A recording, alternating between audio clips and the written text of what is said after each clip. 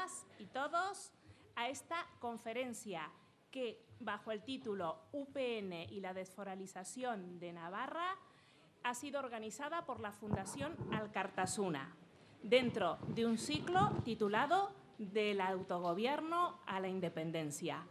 Hoy, por tanto, como dice el título, tendremos la oportunidad de profundizar en un tema de candente actualidad, como es la desforalización de Navarra, que está perpetrando día a día el gobierno de UPN, siempre de la mano del Partido Popular en Madrid. Estamos sufriendo casi diría yo, día tras día, severos ataques contra nuestro autogobierno, contra nuestras competencias, por parte de ambos partidos, UPN, PP. Y se está llegando a límites hasta ahora insospechados, poniendo cada vez más obstáculos a nuestra capacidad de decisión. Por todo esto, y en una situación excepcional como la que vivimos, ¿qué mejor que escuchar la voz y el punto de vista de dos expertos y prestigiosos ponentes con los que hoy tenemos la oportunidad de contar? El exparlamentario foral de Eusko Alkartasuna, Fermín Siaurriz, y nuestro lehendakari, Carlos Garaikoetxea. Mila esker bioi, etortzeagatik eta garrantzia eta gaurkotasun duen gai honen inguruan zuen ikuspuntua emateagatik. En primer lugar, tomará la palabra el lehendakari Carlos Garaikoetxea. Carlos Garaikoetxea, como todos sabéis, ocupó el puesto de lehendakari del Gobierno vasco, y no un lehendakari más, el mejor lehendakari. Abogado y licenciado en Ciencias Económicas, ha sido diputado europeo, parlamentario navarro y miembro del Parlamento de Gasteiz, además de presidente de Eusko Alkartasuna. Seguidamente intervendrá Fermín Siaurriz, letrado, exparlamentario foral de Eusko Alkartasuna y fue vicepresidente primero del Parlamento de Navarra.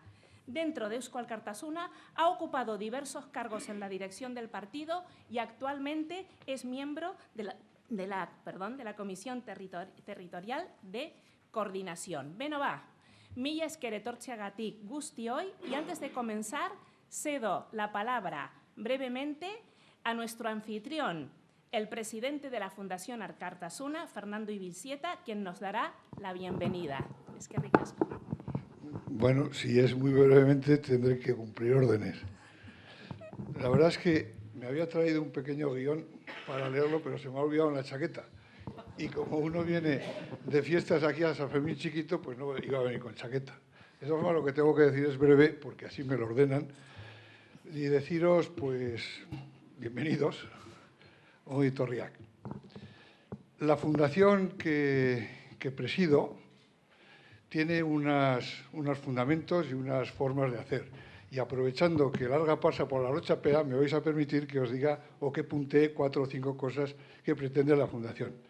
Ahora mismo, en la sociedad de Euskal Herria, bajo nuestro punto de vista, hay 2 cuestiones elementales, 2 cuestiones que creo que hay que tenerlas en cuenta. Una de ellas es la paz y normalización política, y otra, tan importante como la primera, que es la construcción nacional.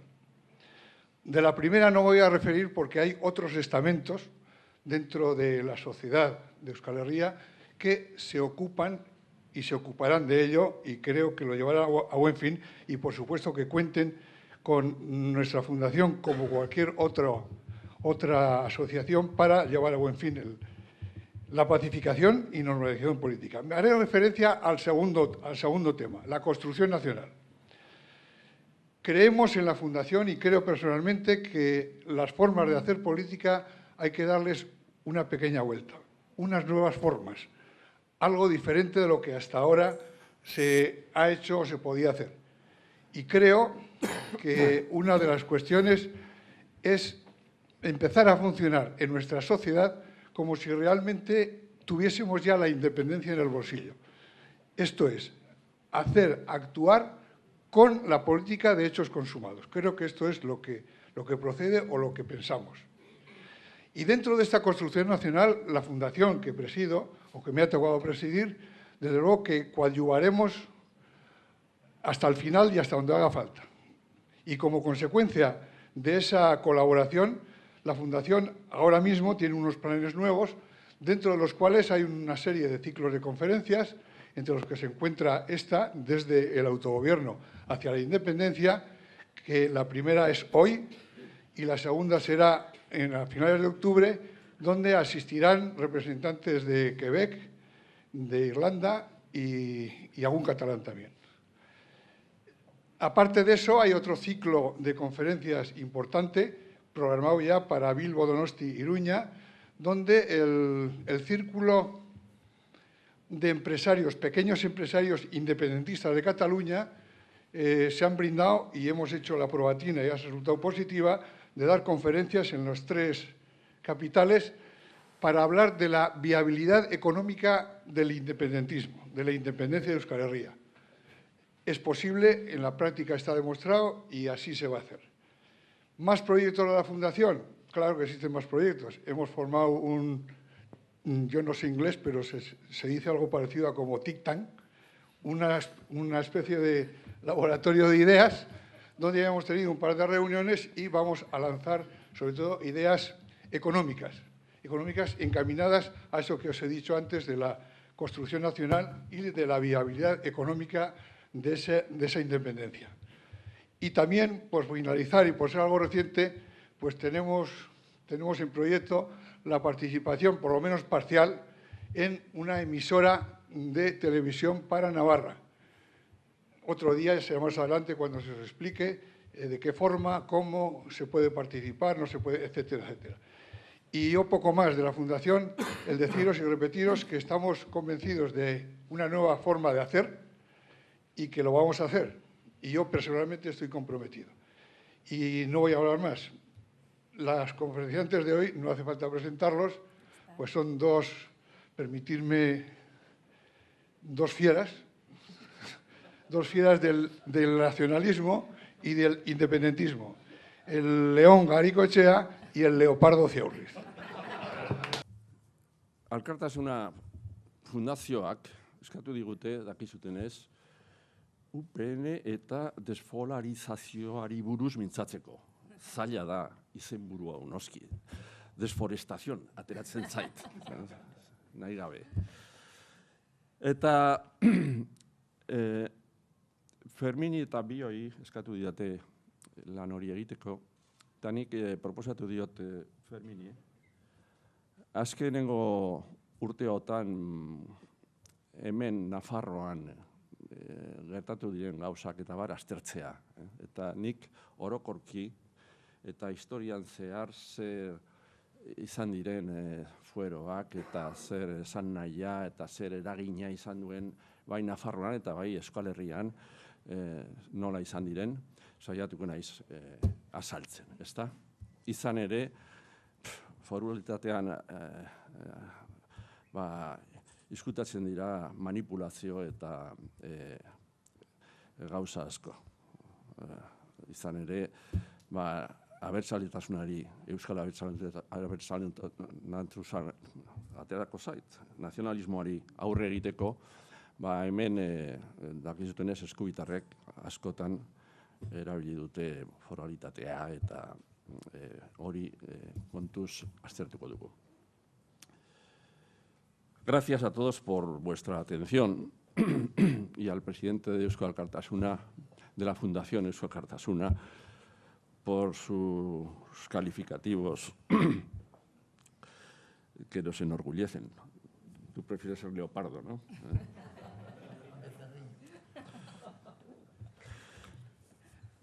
Como decía antes, yo le he pedido a Fermín, ya que ha estado en el Parlamento en años mucho más recientes que los míos, aquí en Navarra, y ha vivido la vida cotidiana de los dimes y diretes de Navarra en estos últimos años, más de cerca que yo mismo, que se refiere a él, a la incidencia que ha tenido la llamada foralidad o la desforalización en estos últimos tiempos.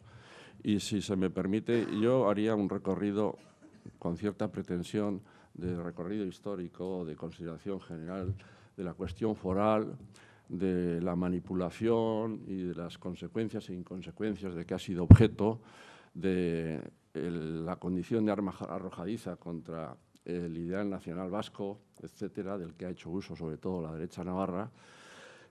Y con esto pues voy a empezar tratando de no alargarme demasiado.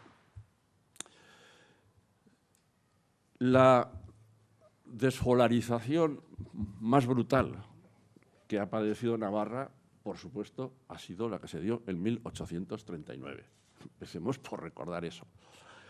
Porque después de que Espartero dijera aquella esparterada de recomendaré que se tenga en cuenta y luego la ley de 1841 dijera esa incongruencia o esa cuestión antinómica de se respetan los fueros sin perjuicio de la unidad constitucional de la monarquía, que es una antinomia total, pues se nos ha querido hacer ver aquí en Navarra que fue un paso glorioso hacia un sistema, además, de mayores libertades, ya que desaparecían unas cortes estamentales, como si en Navarra el régimen de un Estado navarro no hubiera tenido oportunidad de evolucionar como evolucionaron en esa época otros estados y otros regímenes que pasaron de tener cortes estamentales a tener cortes democráticas propias de la época ya del nuevo régimen.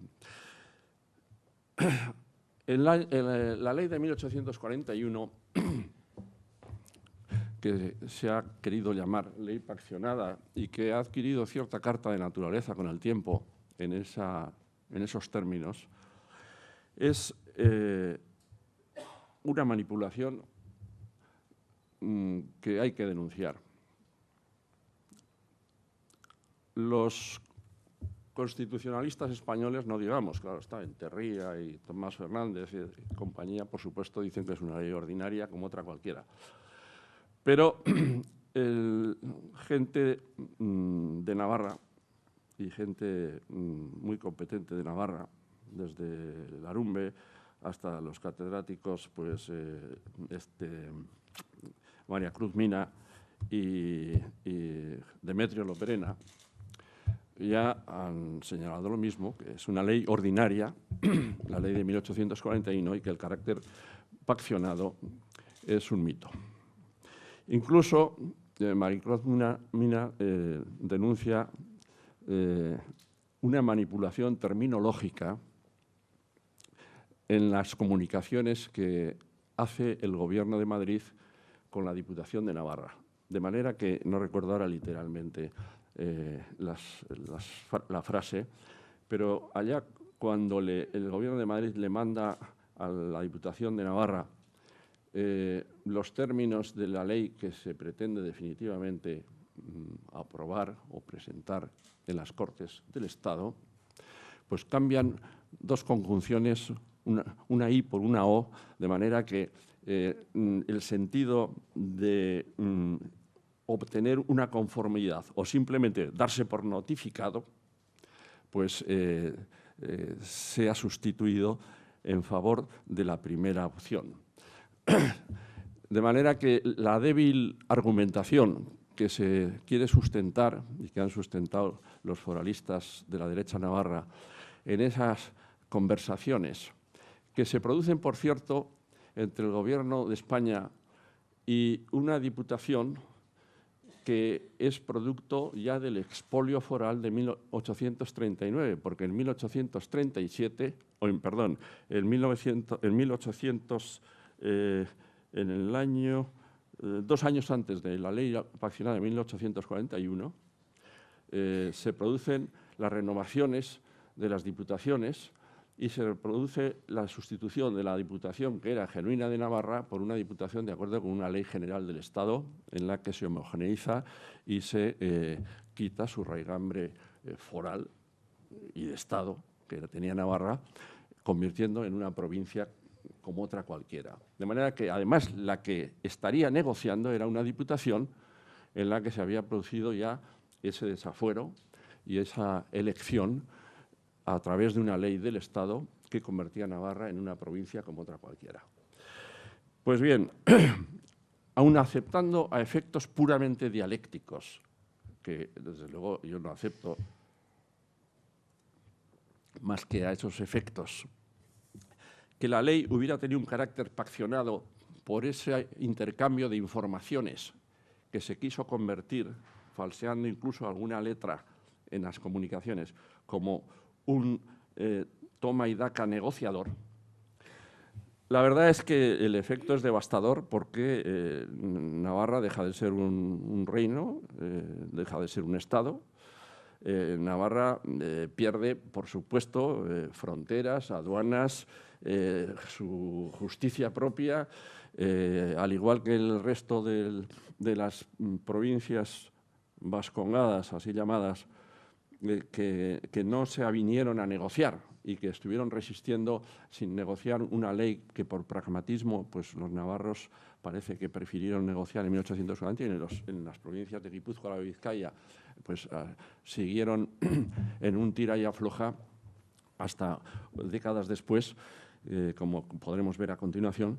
La verdad es que en Navarra lo que se produce pues es el desmontamiento, valga la expresión, de un reino para convertirse en una provincia en la que desaparecen los rasgos más genuinos de un Estado propio.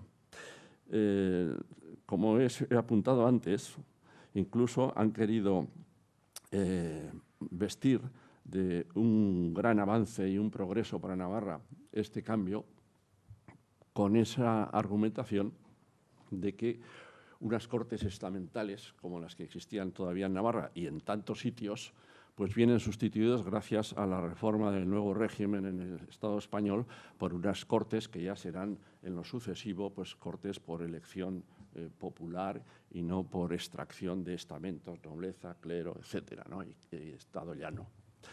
Naturalmente, y repito, en esto como en tantas cosas, si nuestro país, no solo Navarra, sino las tres provincias que tenían sus regímenes con unos poderes políticos originarios, hubieran tenido oportunidad de evolucionar, como evolucionaron otros estados soberanos, otros entes soberanos, desde el antiguo régimen al nuevo régimen, habrían tenido oportunidad también de ofrecernos unas cortes tan democráticas, desde luego, como las españolas, porque no es que nos tuvieran que superar precisamente por la experiencia que hemos tenido en siglos posteriores en sentido democrático en el Estado español o en otros lugares. En 1841, la verdad es que se va consolidando, hay que reconocerlo, en años sucesivos, esa especie de carta de naturaleza de ley paccionada. Esa denominación va cuajando. Pero no nos engañemos, va cuajando porque hay un interés mutuo, hay un interés del Estado en dar satisfacción a los elementos más dóciles, más proclives a ser gente adicta a ese Estado, ofreciéndoles esa generosa denominación de paccionada, aunque ni en técnica jurídica ni por la gestación que ha tenido, como hemos visto antes, mereciera para ellos esa denominación. Y naturalmente, para la otra parte, pues porque efectivamente, desde una perspectiva foralista, como es lógico, el carácter bilateral y pactado pues es un regalo que se acepta pues muy gustosamente.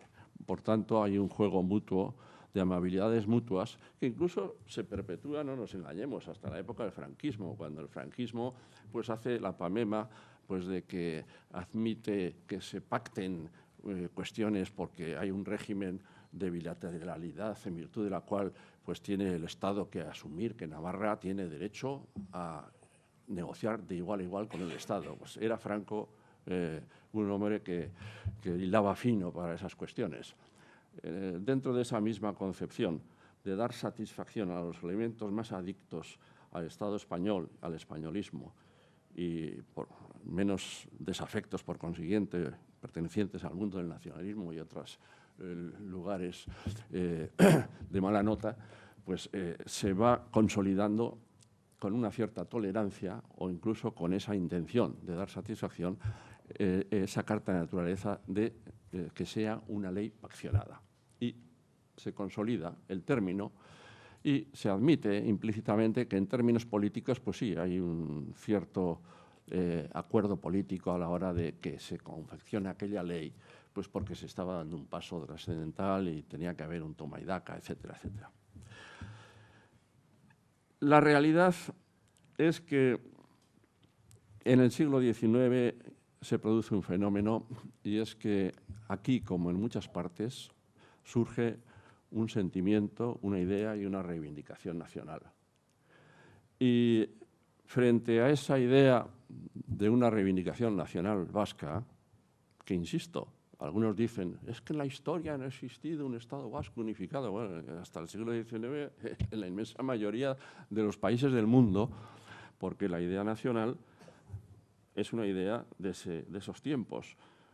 Se hablaba de nación, Espozimina, que no era un nacionalista vasco, que fue capitán general de Cataluña después de ser un guerrillero glorioso español, etcétera, pero que era de Idócin y hablaba euskera, y que decía, por nación e interés, los vascos unidos. Venía a decir con estas palabras literalmente. Ahora, la palabra nación todavía tenía otras connotaciones. No era la idea nacional, sino la idea de origen, nacimiento, en definitiva, etimológicamente. Pero lo que venía a querer decir que lo que se produce, sobre todo, y da carácter a todo el transcurso posterior del foralismo y de su juego, su influencia y sus consecuencias, sobre todo aquí en Navarra, pero también en todo el país, es que frente al sentimiento, la reivindicación, la idea de nación española, ha surgido el sentimiento, la idea, la reivindicación nacional vasca. Y entonces el foralismo se va convirtiendo, sobre todo en manos de la derecha navarra, en un instrumento de manipulación, como he apuntado al principio en euskera, me parece, para hacer frente al nacionalismo vasco. Hoy nos están diciendo, empleando o recordando términos increíbles que emplea la derecha navarra, y no menciono UPN porque me parece que es hacerle propaganda, además. Y además ha sido la derecha, la de siempre. O sea, pues que va a desaparecer Navarra. Nos dicen gente, por cierto, que tienen unas acendradas raíces en Navarra, que va a desaparecer Navarra por culpa del nacionalismo vasco. Dicen literalmente desaparecer, no dicen desaparecer el régimen, tal, no, dicen que se va a acabar Navarra. Cuando la realidad histórica es la que con 4 o 5 anécdotas se puede describir muy de signo contrario.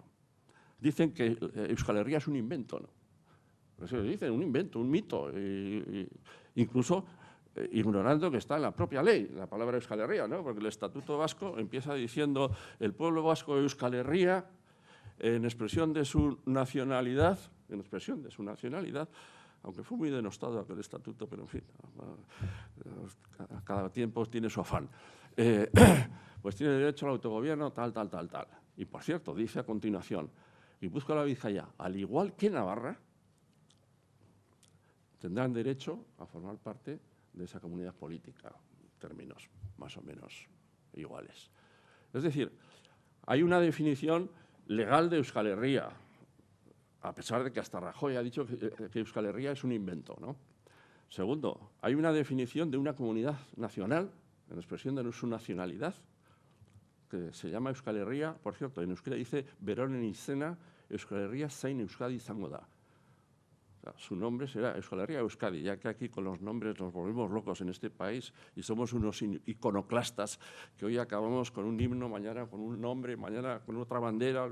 Bueno, la verdad es que eso es lo que dice una propia ley orgánica, ¿no? Pero Euskal Herria es un término que, comprendiendo Navarra, si algún otro territorio, con permiso de algunos guipuches y vizcaínos que veo por ahí, algunos guipuches son de Hondarribia, que ojalá en 1521 hubieran aguantado unos años más, pero en fin. La verdad es que desde Leizarraga y Axular y otros se emplea la palabra Euskal Herria.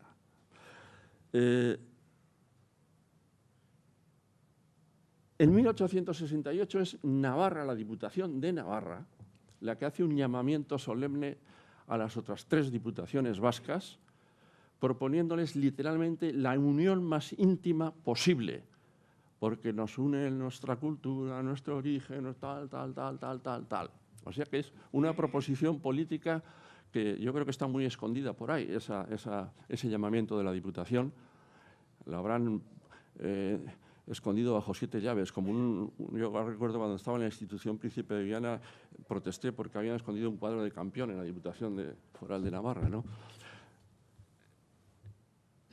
En 1868 es Navarra la que toma la iniciativa de una unión política, la más íntima posible, dice literalmente. Pero no es una diputación nacionalista, es el sentimiento normal de una diputación, de un pueblo que todavía no ha caído en la monstruosidad de renegar de sus propias señas de identidad.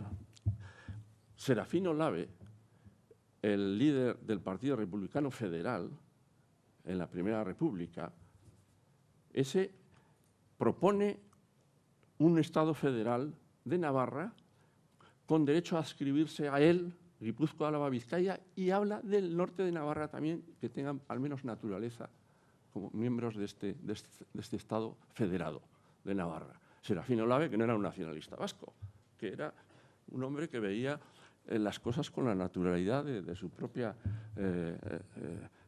forma de ser.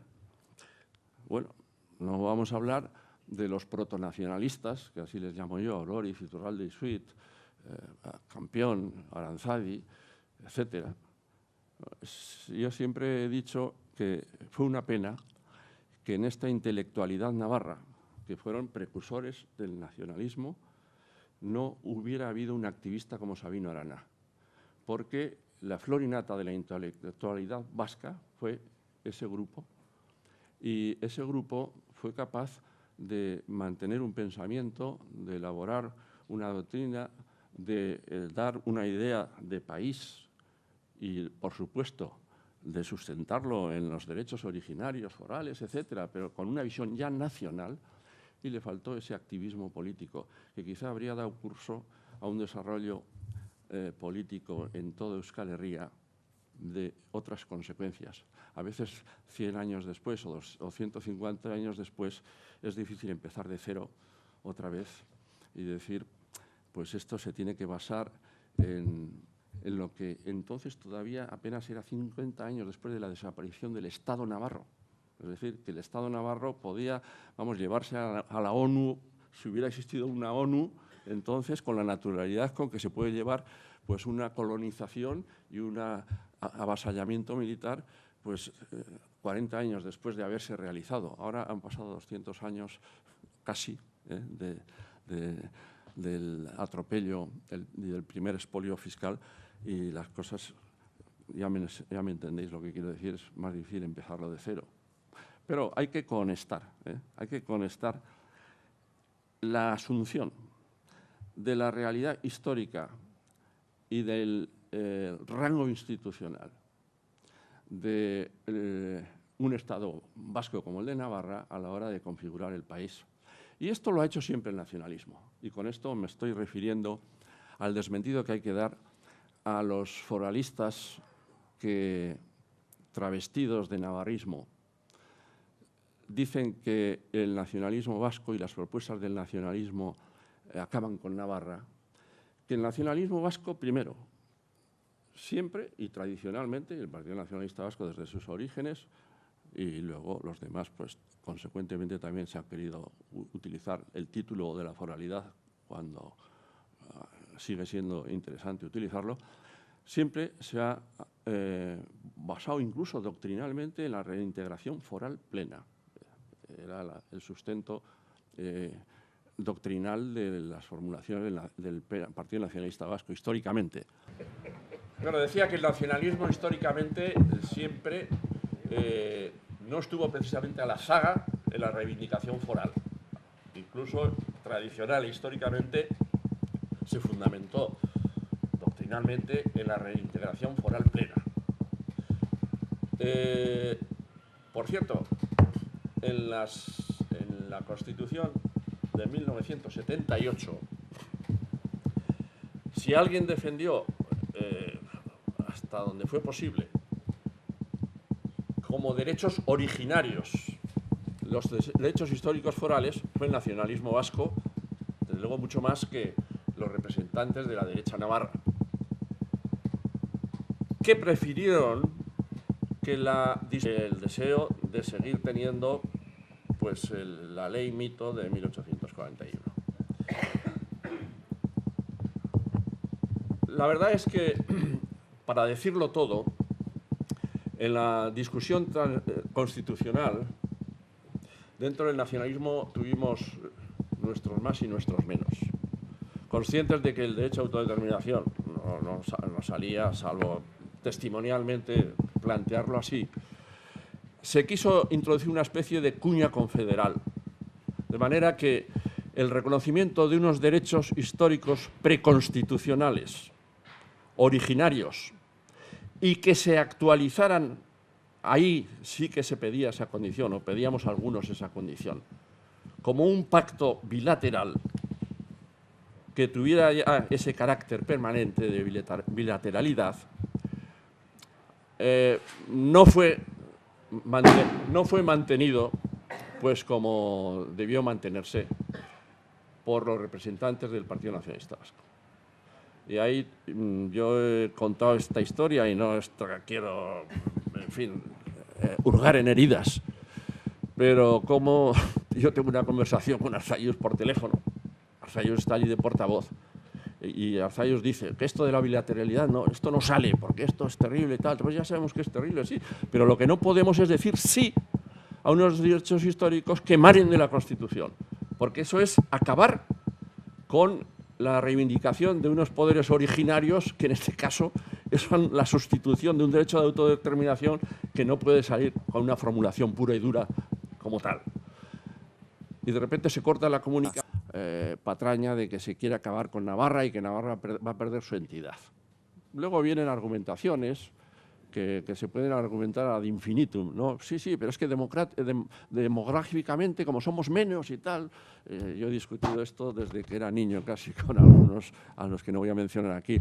Pero bueno, si hay un cuadro institucional como Dios manda, pues esas cosas funcionan con independencia del peso demográfico de cada territorio.